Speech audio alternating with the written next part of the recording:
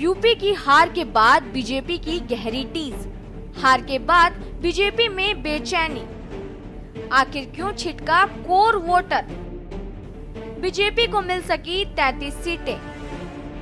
India गठबंधन को मिली है 43 सीट। अखिलेश का पीडीए कर गया काम। योगी को लेकर केजरीवाल का बयान भी असर कर गया। उत्तर प्रदेश में लोकसभा चुनावों में समाजवादी पार्टी और कांग्रेस को मिली बढ़त ने बीजेपी को आत्ममंथन करने पर मजबूर कर दिया है। बीजेपी को मिली हार का कारण केवल एक पहलू नहीं हो सकता। किसी पर हार का ठिकरा फोड़ने से पहले विश्लेषण करना होगा। हालांकि मंथन की कवायद भी शुरू हो चुकी है। आपको बता दें कि बीजेपी को 33 सीटें मिली तो समाजवादी पार्टी और कांग्रेस मिलकर 43 सीट जीत ली हैं। जाहिर तौर पर हार के तमाम कारण सामने आ रहे हैं। अखिलेश यादव का मुस्लिम यादव पिछड़ा दलित समीकरण काम कर गया। साथ में ये भी कहा जा रहा है कि बीजेपी को उसके कोर वोटर्स का वोट भी नहीं मिला, जिसमें सबसे खास रहे राजपूत वोटर्स। कुछ लोगों का कहना है कि दिल्ली के मुख्यमंत्री अरविंद केजरीवाल की भविष्यवाणी वाला बयान भी काम कर गया। बता दें कि केजरीवाल ने एन चुनाव के बीच कहा था कि बीजेपी फिर आई तो योगी को मुख्यमंत्री पद से हटा देगी। ठीक उसी तरह जिस तरह मध्य प्रदेश से शिवराज सिंह चौहान को हटा दिया है, इस तरह राजस्थान से लेकर उत्तर प्रदेश तक में बीजेपी को हुए नुकसानों में राजपूत वोटर्स की नाराजगी का कारण बताया जा रहा है। बता दें कि चुनाव हारने वाली साध्वी निरंजन ज्योति और बहुत कम वोटों से जीतने वाले साक्षी महाराज के बयानों का भी सहारा लिया जा रहा है, जिन्होंने यूपी के चुनाव नतीजों को लेकर भीतरघात का आरोप लगाया है। बीजेपी में सीएम योगी की अहमियत कम नहीं। यूपी ही नहीं, पूरे देश में चुनावी कैंपेन में ही डिमांड। मोदी ने 206 रैलियां और सभाएं की। योगी आदित्यनाथ ने की है 204 रैलियां और सभाएं। योगी की कार्यशैली को कई राज्यों के मुख्यमंत्रियों ने किया है फॉलो। कानून व्यवस्था में सुधार के लिए बुलडोजर बाबा का दिया जाता है उदाहरण। आज की भारतीय जनता पार्टी में मुख्यमंत्री योगी आदित्यनाथ की बीजेपी में अहमियत को कम नहीं किया जा सकता। उत्तर प्रदेश ही नहीं, पूरे देश में बीजेपी के चुनावी कैंपेन में उनकी डिमांड शायद पीएम नरेंद्र मोदी के बाद सबसे अधिक रही है। 2024 के लोकसभा चुनाव में भी नरेंद्र मोदी ने अगर 206 रैलियां और सभाएं की हैं, तो योगी आदित्यनाथ ने 204 रैलियां और सभाएं की हैं। कई राज्यों के मुख्यमंत्रियों और पार्टी के प्रदेश अध्यक्षों ने चिट्ठी लिखकर योगी आदित्यनाथ की सभा की डिमांड की थी। पार्टी के पोस्टर बॉय हिंदू हृदय सम्राट योगी आदित्यनाथ की लोकप्रियता और उनके पार्टी के प्रति समर्थन किसी से भी कम नहीं है। उनकी कार्यशैली को देश के कई राज्यों के मुख्यमंत्रियों ने फॉलो किया है। विपक्षी शासन वाले राज्यों में कानून व्यवस्था में सुधार के लिए बुलडोजर बाबा का उदाहरण दिया जाता है। बता दें कि उत्तर भारत से लेकर दक्षिण भारत तक अलग अलग कारणों से उनकी चर्चा होती रही है।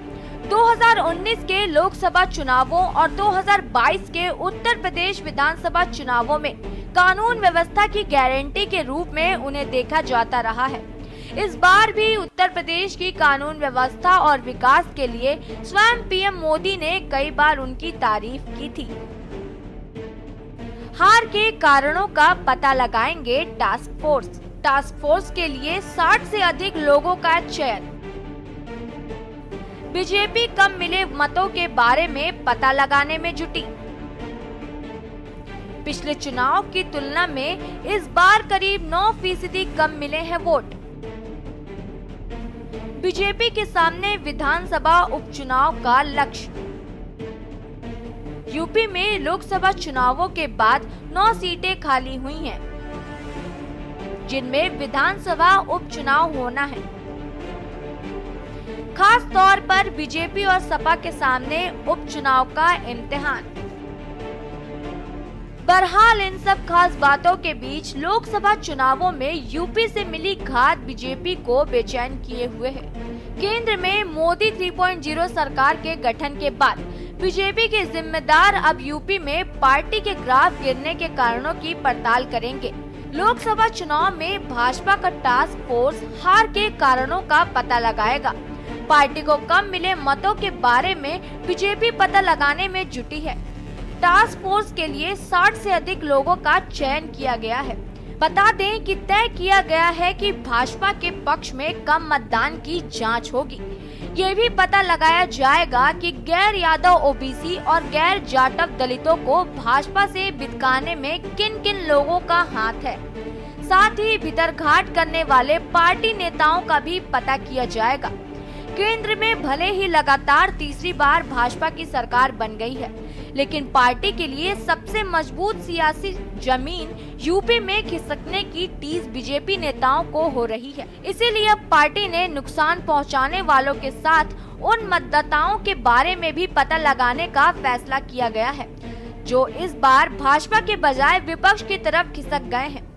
दरअसल यूपी के चुनाव परिणाम से भाजपा के स्थानीय से लेकर शीर्ष नेतृत्व में हड़कंप मचा हुआ है। पिछले चुनाव की तुलना में इस बार करीब 9% कम वोट मिले हैं। अब आगे विधानसभा उपचुनाव का लक्ष्य है। यूपी में लोकसभा उपचुनाव के बाद 9 सीटें खाली हुई हैं, जिनमें विधानसभा उपचुनाव होना है। उपचुनाव में बीजेपी और ईडी गठबंधन का इम्तिहान। लोकसभा चुनाव नतीजों के बाद उत्तर प्रदेश में सियासी दलों, खास तौर पर भाजपा और सपा के सामने उपचुनाव का इम्तिहान होगा। यूपी के 9 विधानसभा सदस्य संसद पहुंचे हैं। ऐसे में अब उनकी खाली हुई सीटों पर न सिर्फ प्रत्याशी चयन को लेकर मंथन करना होगा, बल्कि इन सीटों को जीतकर आगे के लिए संदेश देना भी जरूरी होगा। सांसद चुने गए विधायकों के इस्तीफा देने का सिलसिला जारी है। सपा के 4 और भाजपा के 5 विधायक संसद बने हैं और इसीलिए ये उपचुनाव दोनों ही खेमों के लिए प्रतिष्ठा का सवाल है। समाजवादी पार्टी के अध्यक्ष अखिलेश यादव कन्नौज से सांसद चुने गए हैं। ऐसे में उनकी सीट करहल विधानसभा सीट पर बीजेपी की नजरें हैं। माना यह जा रहा है कि इस सीट पर पूर्व सांसद और अखिलेश यादव के भतीजे तेज प्रताप यादव को मौका मिल सकता है। भतीजे तेज प्रताप अखिलेश यादव के विश्वस्त हैं और मैनपुरी और कन्नौज के चुनाव में लगातार सक्रिय रहे हैं। स्पेशल डेस्क के न्यूज़ इंडिया।